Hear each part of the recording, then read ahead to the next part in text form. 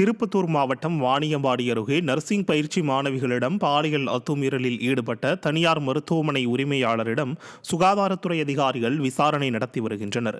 புத்துக்கோயிலில் உள்ள தனியார் மருத்துவமனையில் பயிற்சி பெற்ற நர்சிங் மாணவிகளிடம் அதன் உரிமையாளர் ஜாவித் பாலியல் அத்துமீறலில் ஈடுபட்டது அம்பலமாகி அதிர்ச்சியை ஏற்படுத்தியுள்ளது.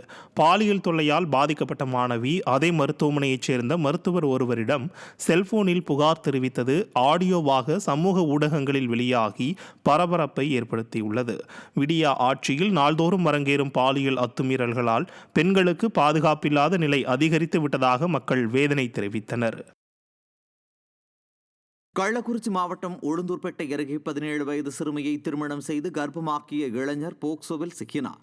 விழுப்புரம் மாவட்டம் சமுத்திரப்பாளையத்தைச் சேர்ந்த பிரபாகரன் என்பவர் எறையூரைச் சேர்ந்த 17 வயது சிறுமியை கடந்த ஆண்டு மே மாதம் திருமணம் செய்தார். 3 மாத கர்ப்பிணியாக இருந்தபோது கருத்து வேறுபாடு காரணமாக சிறுமி தன்னுடைய தாய் வீட்டிற்கு சென்று விட்டார். இந்நிலையில் தன்னுடன் வாழ மறுத்த சிறுமிக்கு பிரபாகரன் கொலை மிரட்டல் விடுத்த நிலையில் புகாரின் பேரில் அவர் போக்சோ சட்டத்தின் கீழ் பிடிபட்டார். குழந்தை திருமணங்களை தடுக்க வேண்டிய விடியா அமைச்சர் திரையரங்கில் கேக் வெட்டி கொண்டாடுவதில் பிஸியாக இருந்தால் குழந்தை திருமணங்கள் அதிகரிக்கத்தானே செய்யும் என மக்கள் விமர்சிக்கின்றனர்.